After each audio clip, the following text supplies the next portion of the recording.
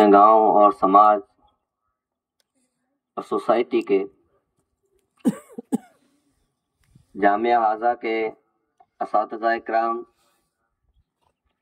دور اور قریب سے آئے ہوئے مہمانان نظام، عزیز طلبہ، الحمدللہ آج یوم جمہوریہ کے دن ہم اسی جامعہ کے ایک طالب علم ہو کر یہیں کے اسٹیج پر کھڑے ہو کر کچھ بولنے کے لیے، کچھ کہنے کے لیے کھڑے ہوئے ہیں۔ یہ اللہ تعالیٰ کا کرم ہے اور یہ بولنے کی توفیق اور ذریعہ اور سبب یہی جامعہ بنا۔ اللہ تعالیٰ اس جامعہ کو مزید ترقی عطا فرمائے، حاسدین کے حسد سے بچائے، ہر قسم کے شر اور نقصان سے بچائے۔ آج کا دن ہم سب جانتے ہیں اور عزیز طلبہ کی زبانوں سے ہم نے سنا، ہندوستان کی تاریخ آزادی ہند کے اعتبار سے ہندوستان کے لیے اور اہل ہند کے لیے دو دن بڑی اہمیت کے حامل ہیں۔ آزاد ہندوستان کے اعتبار سے ایک 15 اگست 1947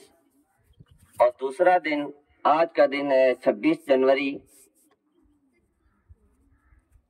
1950، اور یہ دن ہر سال آتا ہے۔ یہ دن ہم سب کے لیے ایک پیغام لاتا ہے۔ کسی بھی قوم، کسی بھی دھرم سے تعلق رکھنے والا انسان ہندوستان اور اہل ہند کے لیے ایک بہت بڑا پیغام لاتا ہے۔ 1947 والا دن یعنی 15 اگست ہر بار آتے ہمارے لیے ایک نیا پیغام لاتا ہے کہ ہم دیش کے لیے، وطن عزیز کے لیے، اس ملک کے لیے قربانیاں دیں، جد و جہد کریں، اس کو آگے بڑھانے کے لیے، اس کو ترقی کی راہوں پر لے جانے کے لیے سب مل کر ایک ساتھ ہو کر کوشش کریں۔ اسی طرح آج کا یہ دن 26 جنوری، یہ دن بھی ہمارے لیے ایک پیغام لاتا ہے کہ 2 سال 11 مہینے 18 دن جس اصول، دستور، آئین کو بنانے میں لگے، وہ دستور، وہ آئین، اس کی یاد دہانی کے لیے یہ دن ہم مناتے ہیں۔ اور پورے ہندوستان میں ہر دھرم سے تعلق رکھنے والے حضرات، کسی بھی برادری یا ذات سے تعلق رکھنے والے ہوں، یہ دن مناتے ہیں۔ اور یہ دن ہم کو یہ پیغام دیتا ہے کہ ہم ہندوستان کے اصولوں کو سمجھیں، اس کا علم حاصل کریں، اس کو دیکھ کر، سمجھ کر اور اس پر غور و فکر کر کے ہم اپنا حقوق اور اپنے حق کیسے حاصل کر سکتے ہیں، یہ تمام چیزیں اور ان چیزوں کا پیغام لانے کے لیے ہمیں یہ دن رہنمائی کرتا ہے۔ معزز ساتھیوں،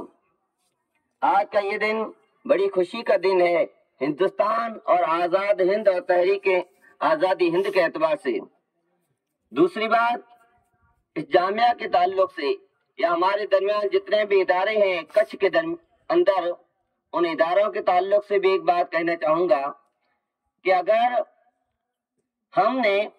اداروں کے بارے میں، مدارس کے بارے میں منفی سوچ رکھی، اور ہمیں معلوم نہیں ہے کہ منفی سوچ کا کتنا بڑا نقصان ہوتا ہے۔ ہر انسان کسی نہ کسی ادارے سے، کسی نہ کسی مدرسے سے، کسی نہ کسی مکتب سے منفی سوچ رکھتے ہوئے آگے بڑھتا ہے،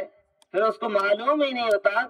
کہ میری ایک منفی سوچ کی وجہ سے کتنا بڑا نقصان ہوا ہے، اس کو معلوم ہی نہیں۔ وہ تو ایسی زندگی گزارتا رہتا ہے۔ لیکن میری اپیل اور گزارش ہے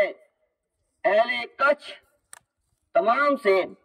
کہ اداروں کے بارے میں اپنی سوچ کو مثبت بنائیں، اپنی سوچ کو بہتر بنائیں، اپنی سوچ کو اس بات میں لے جائیں، منفی سوچ نہ رکھیں، کیونکہ اندلس اگر ہم دیکھیں جس کے بارے میں علامہ اقبال نے بھی کہا تھا کہ 800 سال تک اندلس میں مسلمانوں کی حکومت رہی، مدارس اور مکاتب زندہ رہے، لیکن جب انہوں نے مدارس سے تعلق توڑ لیا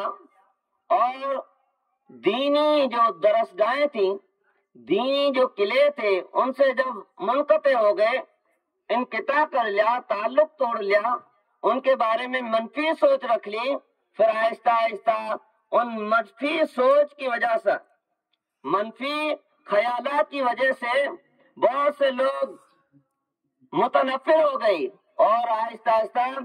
یہ دین اور دنیا کی تعلیم کم ہو گئی، اور شکشن کے کم ہونے کی وجہ سے، تعلیم کی کمی کی وجہ سے اس ملک کے اندر، اس وطن کے اندر، اندلس کے اندر مسلمانوں کا نام و نشان مٹ گیا۔ تو میری اپیل اور گزارش یہ ہے کہ ہم اپنے اداروں کے بارے میں مثبت سوچ رکھیں۔ الحمدللہ یہاں پہ دینی اور دنیاوی دونوں تعلیم ہوتی ہیں،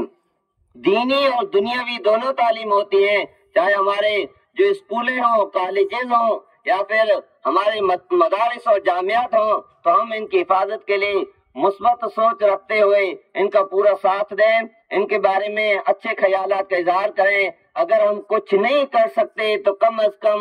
ان کی برائی کر کے اپنی زبان کو بیکار استعمال نہ کریں۔ اور ساتھ ہی یہ بھی کہتا چلوں کہ آج ہمارے لیے یہ ادارہ یا اس کے علاوہ جو بھی ادارے ہوں، ان کی تنگی اور ان کی خوشحالی کے بارے میں بھی ہمیں سوچنا چاہیے۔ آخری بات کہوں، ہم اپنی منفی سوچ کسی ادارے یا کسی مکتب سے یا کسی مدرسے سے رکھتے ہیں، ہم یہ نہیں سوچتے کہ اس میں جو رہنے والے ہیں، جو علم حاصل کرنے والے ہیں، وہ کون ہیں، وہ قوم کا مستقبل ہے، وہ قوم کا بھوشیہ ہے، وہ قوم دین و سماج اور ملت کے لیے آگے ترقی کی راہوں پر لے جانے والے وہ لوگ ہیں۔ کسی بھی بچے کو جو ہاسٹل میں رہتے ہیں، اپنے گھر سے چاہے 100 کلومیٹر دور ہو، 500 کلومیٹر کی دوری پر ہو، یا 1000 کلومیٹر کی دوری پر ہو، کسی ادارے میں، کسی جامعات میں بچے ہاسٹل میں رہتے ہیں، ان میں سے کسی ایک بچے کو لے کر کے آپ صرف اتنا پوچھیں، کسی چھوٹے بچے کو لے کر کے پوچھیں کہ بیٹے آپ کے گھر میں نہ ٹائلس ہے، نہ عالیشان بلڈنگ ہے، نہ چھت ہے، نہ اے سی ہے، نہ پنکھے ہیں، غریب گھر ہے، پھر بھی آپ کو وہاں اچھا لگتا ہے؟ یا پھر یہاں ہاسٹل میں جہاں بڑی بڑی عمارتیں ہیں، آپ کی سہولت کے لیے، آپ کے کھانے پینے کے اعتبار سے، ہر اعتبار سے آپ کو آسانی کیسے ملے گی، آپ کو سہولت کیسے ملے گی، ان تمام چیزوں کے لیے ذمہ داران کوشش کرتے ہیں اور آپ کو سہولت دیتے ہیں، آپ کو کہاں اچھا لگتا ہے؟ تو وہ بچہ اپنی زبان کو حرکت نہیں دے پائے گا، بلکہ اس کی آنکھوں سے آنسو نکلیں گے، اور اس کے آنسو یہ بتا رہے ہوں گے کہ میرے گھر میں جو ٹوٹے پھوٹے چھاپروں والے مکان ہیں وہ میرے لیے بہت قیمتی ہیں ان عالیشان بلڈنگوں کے بجائے۔ تو جامعات میں، اداروں میں، ہاسٹلوں میں رہنا کوئی آسان کام نہیں ہے۔ جو یہاں علماء ہمارے سامنے بیٹھے ہوئے ہیں، ان کو معلوم ہے کہ ہاسٹلوں میں رہنا کتنا دشوار کام ہے، اور جامعات میں علم حاصل کرنا بہت مشکل کام ہے۔ اس لیے قوم و ملت کے ذمہ داروں سے، قوم و ملت کے شعور رکھنے والے لوگوں سے میری گزارش ہے کہ خدا را اللہ کے واسطے ان اداروں کی طرف دھیان دیں، اور ان اداروں کے بارے میں جو منفی سوچ استعمال ہوتی ہے یا لوگ جو اپنے خیالات کا منفی اعتبار سے استعمال کرتے ہیں، اظہار کرتے ہیں، ان خیالوں کو سننے کے بجائے ان کی زبان بند کرنے کی کوشش کریں. اور دعا کرتا ہوں اللہ تعالیٰ اس ادارے کو اور ہمارے تمام اداروں کو، ہمارے جامعات کو اور ہمارے ہر گاؤں میں جو بھی دین کی خدمتیں ہو رہی ہیں، اللہ تعالیٰ تمام کو کامیابی عطا فرمائے، تمام کو ترقی عطا فرمائے. الہ العالمین ہندوستان میں امن و سلامتی پیدا فرما. الہ العالمین اسلام کا دستور، اسلام کا اصول امن و سلامتی، اور اسلام کا نام ہی امن و سلامتی پر رکھا گیا ہے. الہ العالمین اس سلامتی کو، اس امن کو پورے ہندوستان میں عام فرما. آمین. وآخر دعوانا ان الحمدللہ رب العالمین.